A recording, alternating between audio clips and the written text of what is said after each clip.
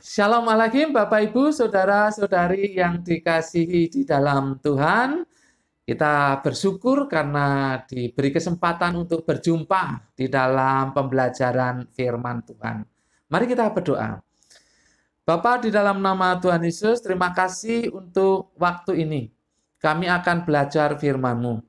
Tapi kami sadar akan keterbatasan kami dan kami membutuhkan Roh Kudus yang akan membimbing, menerangi kami, sehingga kami sanggup untuk memahami kebenaran firman-Mu ini ya Bapa.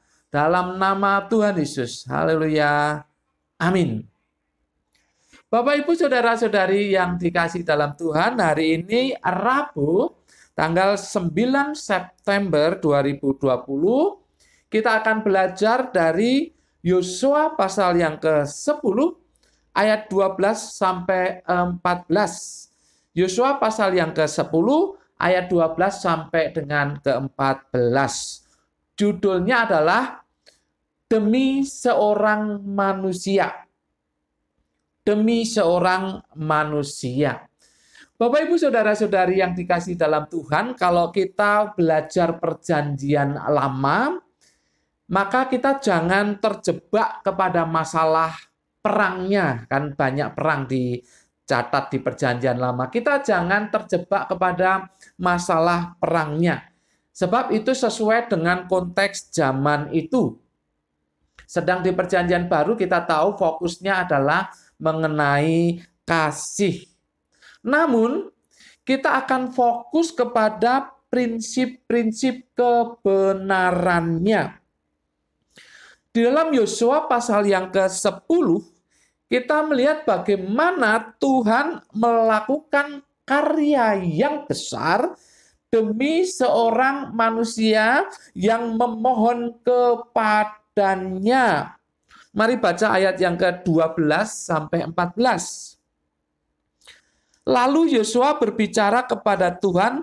Pada hari Tuhan menyerahkan orang Amori itu kepada orang Israel.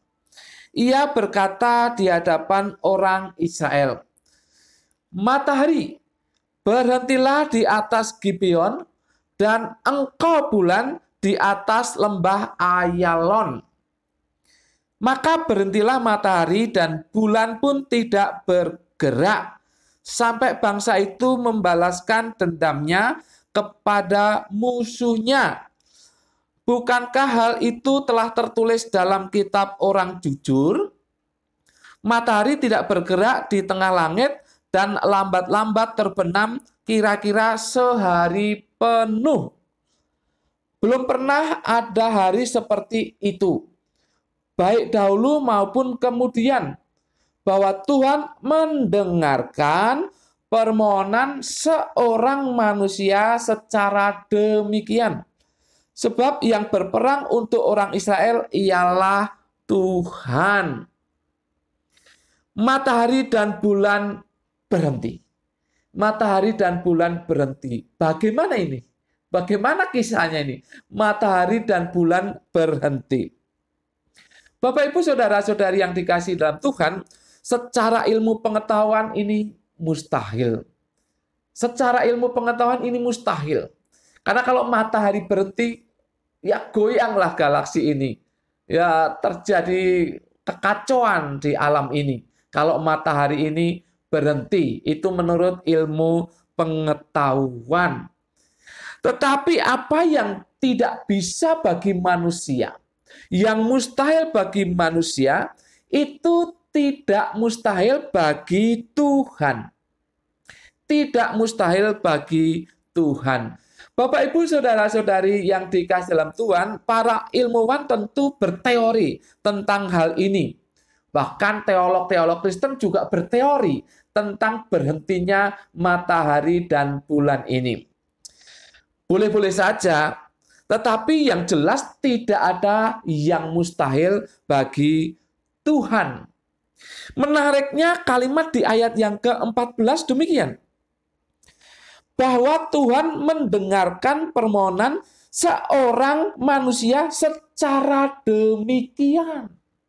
Saya ulangi, bahwa Tuhan mendengarkan permohonan seorang manusia secara demikian. Secara demikian. Hanya untuk seorang manusia. Tapi menariknya kenapa tidak langsung disebut nama Yosua?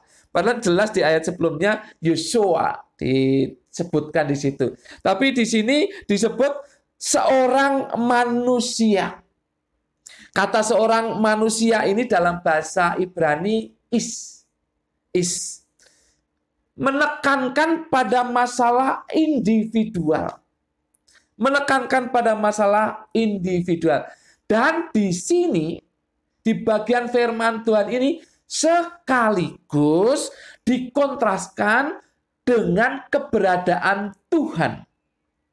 Artinya bahwa Tuhan yang maha besar, yang luar biasa, hebat, dan ajaib itu dibandingkan dengan seorang manusia yang tidak berdaya karena dia ciptaan. Atau sebaliknya, seorang manusia yang tidak berdaya, yang adalah ciptaan, makhluk sama seperti ciptaan yang lain, sama seperti manusia yang lain, itu dibandingkan dengan Tuhan yang luar biasa hebat. Ini maksudnya mengapa disebut seorang manusia, bukan disebut langsung nama Yosua. Untuk dibandingkan, tidak ada apa-apanya sebetulnya di hadapan Tuhan seorang manusia ini. Seorang manusia yang menarik sekali. Hanya untuk seorang manusia Tuhan melakukan keajaiban. Mengapa bisa seperti itu? Bapak, Ibu, saudara-saudari yang dikasihi dalam Tuhan, karena seorang manusia ini yaitu Yosua sedang menjalankan misi Allah sendiri. Seorang manusia ini yaitu Yosua sedang menjalankan misi Allah sendiri, yaitu penumpasan orang Amori. Mengapa orang Amori ditumpas? Oleh karena dosanya sudah memuncak dan tidak bisa kembali lagi kepada keadaan baik. Karena dosanya sudah begitu mempengaruhi hidupnya. Dan menjadi darah daging hidupnya itu. Dosanya itu luar biasa menguasai orang Amori. Dan itu sudah memuncak. Sehingga harus dihukum. Dan misi itu dijalankan oleh seorang manusia ini, yaitu Yosua.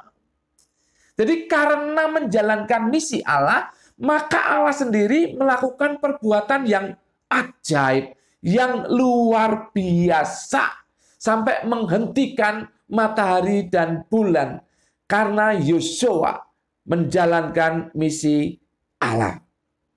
Yang kedua, karena seorang manusia ini yaitu Yosua, dia hidup, dia bertindak, dia berbuat sesuai dengan kehendak Tuhan. Dia berbuat, dia hidup, dia melakukan apapun, dia sesuai dengan kehendak Tuhan. Maka dia berkenan di hadapan Tuhan. Karena dia berkenan, maka Tuhan memberikan satu perkara yang luar biasa itu. Melakukan keajaiban itu. Matahari dan bulan berhenti. Karena Yosua hidup berkenan di hadirat Tuhan. Bertindak sesuai dengan kehendak Tuhan. Bapak, Ibu, saudara-saudari yang dikasihi dalam Tuhan, apakah Tuhan sanggup melakukan keajaiban sekarang ini demi Anda dan saya?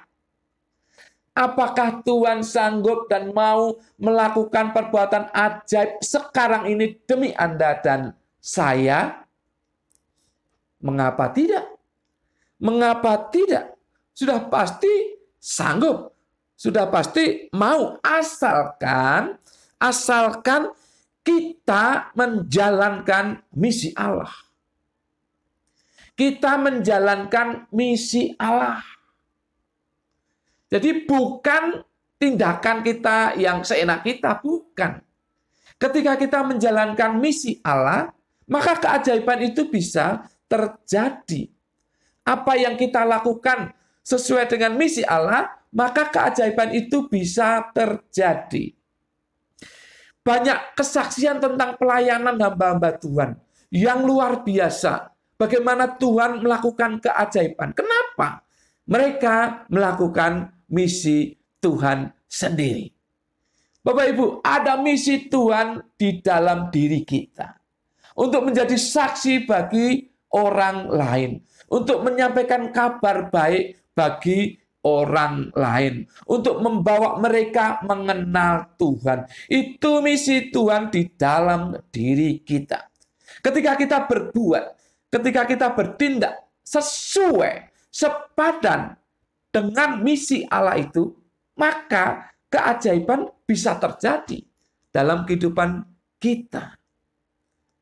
Keajaiban bisa terjadi ketika kita bertindak sesuai dengan misi Tuhan. Oleh sebab itu, Anda harus hidup sesuai misi Tuhan. Siap menjadi saksi dimanapun Anda dan saya berada. Itu misi Tuhan. Maka keajaiban itu pun bisa terjadi dalam hidup kita. Yang kedua, kita memang harus hidup sesuai dengan firman-Nya. Kita orang percaya, jadi harus hidup sesuai firman-Nya. Kita pengikut Kristus harus hidup sesuai dengan firman-Nya. Kalau berbeda dengan jalan kita, berbeda dengan firman Tuhan, mana mungkin keajaiban itu bisa terjadi. Jadi kita harus hidup sesuai dengan firman Tuhan. Baru kita bisa berharap keajaiban dari Tuhan itu bisa terjadi. Tetapi menariknya, di sana terselip pengertian sesuai kebutuhan. Pada saat itu, zaman Yosua, peperangan itu dilakukan pada siang hari. Dan pada petang malam mereka berhenti berperang. Nah, tetapi kalau matahari itu tidak berhenti, maka Yosua dan bangsa Israel yang sedang menang-menangnya harus berhenti kalau sudah matahari terbenam. Dan itu akan memberi kesempatan untuk orang Amori lari dan memperkuat diri lagi. Makanya Tuhan membuat keajaiban. Matahari berhenti supaya terus menerangi bumi dan menjadi siang terus sampai Yosua dan bangsa Israel menumpas habis orang Amori sesuai kebutuhan. Jadi keajaiban bisa terjadi dalam kehidupan kita kalau sesuai juga dengan kebutuhan. Sesuai dengan kebutuhan. Bukan keinginan kita, tapi kebutuhan. Termasuk kebutuhan menjalankan misi Allah. Keajaiban bisa terjadi. Bapak, Ibu, saudara-saudari yang dikasihi dalam Tuhan, jangan pesimis, jangan putus asa ketika kita belum mendapatkan hasil dari kerja kita, dari pelayanan kita. Kita terus berjuang, tetapi ingat, jalankan sesuai misi Allah, hidup dalam kebenaran, dan biarlah kita dicukupkan dalam kebutuhan kita, bukan keinginan kita. Bapak, Ibu, Saudara tentu mau bukan? Maka jalani, renungkan, dan lakukan firman Tuhan ini. Hidup sesuai misi Allah, hidup dalam kebenaran, dan biarlah kebutuhan kita yang akan dicukupkan oleh Tuhan. Amin. Mari kita berdoa. Bapa, di dalam nama Tuhan Yesus, terima kasih untuk firman-Mu. Kami sudah belajar perkara yang luar biasa. Demi seorang Yosua, Engkau melakukan keajaiban. Bapa, kami yakin Engkau sanggup dan mau melakukan keajaiban demi kami. Seperti yang Yosua alami. Karena kami hidup berjalan sesuai misi Tuhan. Siap menjadi saksi bagi orang lain. Hidup berjalan sesuai dengan kebenaran firman Tuhan. Dan kami mengharapkan kebutuhan kami yang dicukupkan. Bukan keinginan kami, tetapi kebutuhan kami yang Tuhan cukupkan. Terima kasih atas firman-Mu. Roh Kudus menolong kami untuk merenungkan dan melakukannya. Dalam nama Tuhan Yesus, kami berdoa dan mengucap syukur. Semua yang percaya akan keajaiban Tuhan berkata, amin. Tuhan memberkati Bapak, Ibu, saudara-saudari senantiasa